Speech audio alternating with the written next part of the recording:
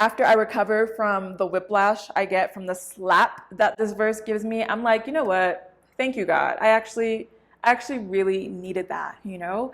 And please help me to stop being so concerned about what's going on in other people's lives and what you're doing in their lives and what you're saying to them, and help me to just focus on what you are trying to say and do in my life. Hey everyone, and welcome in. My name is Tolu, and on this channel I make faith-based videos to encourage you as you fight the good fight of the faith daily. I really do hope this video does encourage somebody today, because I know that I am not the only person that struggles with comparison and even jealousy sometimes. And I think it is so easy to look at the people around us, or it doesn't have to be the people around us, right? Because with social media nowadays, it can be somebody halfway across the world, right? But because of the access we have with technology, we can know everything about this person's life. And then we can start to compare and wonder, why don't I have what they have? Why doesn't my life look like that too, right? I have definitely had, and still have sometimes, seasons where I fall into the trap of comparison, not only when it comes to things physically, you know, like what someone has or where they're at in life compared to where I'm at, but also spiritually as well. When I see the ways that God clearly shows up and blesses others, I'm just sitting here like, okay, God, like I see what you have done for others. I see it. When is it gonna be my turn, you know? Or when I hear about people having these crazy experiences where they say they heard from God or that he showed them something super clearly, I'm just here like, okay, God, well, why does it feel like you are practically screaming and yelling for them and showing them things on the big screen, but I have to squint so hard and have to make sure I clear out all the earwax in my ear before I hear from you, okay? And even then, I still don't, you know, like, why is that? These can be really frustrating things to feel, and if you're anything like me, they can really send you down a spiral of, you know, I must be doing something wrong, or I must not be doing enough to deserve to receive such blessings or to hear from God in such a way, right? But I think that not only does this feed into the extremely incorrect narrative that it's our works and actions that earn us God's love, but it also disregards the very obvious fact that we are all not the same people, right? And so therefore, we are all not meant to have the same exact experiences. God created each of us so specifically, and I believe with the intention of giving each of us our own unique story of living out our lives, walking in relationship with him, and walking in his love. When I get into these seasons of comparison and feeling like God is holding out on me and showing up so much more in other people's lives, it really reminds me of the story of the prodigal son, which I know the background of that story is a little bit different, but it's really God's or the Father's response that gets me every single time and really snaps me out of it. You can find the full story in Luke chapter 15, starting in verse 11, but I really want to focus on the father's response to his son that started complaining, you know, when the father was celebrating and rejoicing over his delinquent brother, who he felt like not only didn't deserve a celebration, but should have been getting punished for his actions. This is what he says in verse 31. He said, "Son, you are always with me, and all that is mine is yours.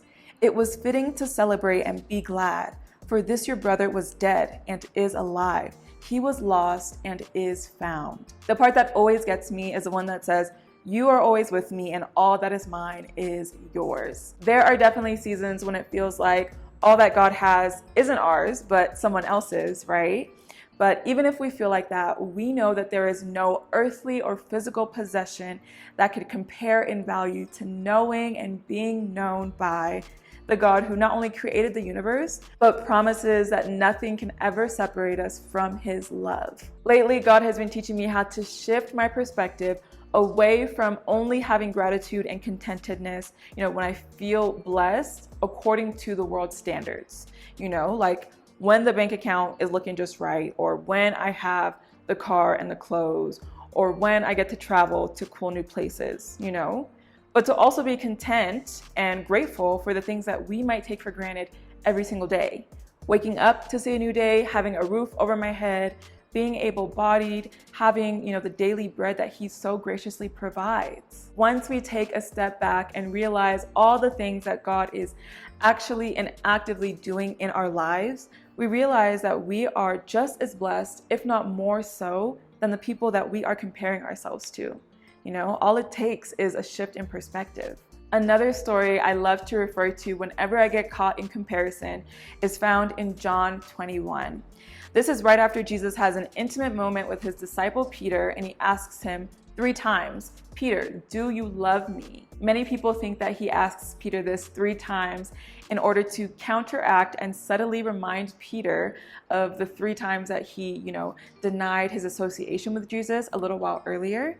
But after Jesus asks Peter this 3 times, Peter responds to all 3 times saying, "Yes, Lord, you know that I love you." And then Jesus in turn responds back and calls him each time to feed his sheep and essentially care for those who belong to Christ. So here we have this intimate moment between Peter and Jesus where love and trust is being established, right?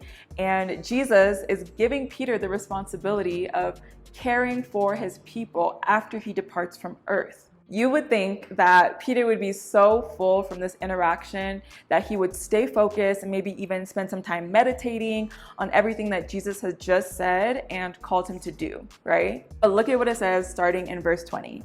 It says, "Peter turned and saw the disciple whom Jesus loved following them, the one who had also leaned back against him during the supper and had said, 'Lord, who is it that is going to betray you?' When Peter saw him, he said to Jesus, 'Lord, what about this man?'" Now, Jesus' response to this gets me every single time. Okay, look at what he says in verse 22. It says, "Jesus said to him, 'If it is my will that he remain until I come, what is that to you? You follow me.'" I'm always like, ooh, when I read this, because it sounds like Jesus is coming with a little bit of attitude and a little bit of spice, right? Even though I'm sure he wasn't saying it the way that I'm reading it, but the main point is that Jesus is like, stop worrying about him, stop worrying about them. I just had this really intimate moment with you, right? Where I left you some instructions that I want you to focus on, and yet you're so busy caring about what your neighbor is doing and what their relationship with me looks like, when I need you to focus on me and you just follow me. After I recover from the whiplash I get from the slap that this verse gives me, I'm like, you know what? Thank you, God. I actually really needed that, And please help me to stop being so concerned about what's going on in other people's lives and what you're doing in their lives and what you're saying to them, and help me to just focus on what you are trying to say and do in my life. As we all know, this is always easier said than done, but I think we also all know that nothing good ever comes from comparison, okay?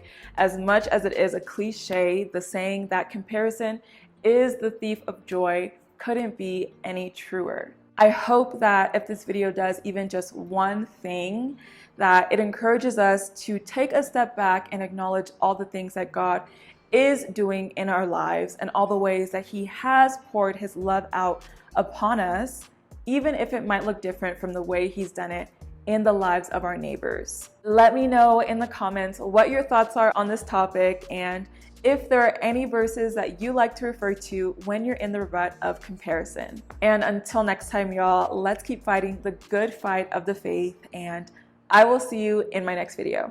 Bye.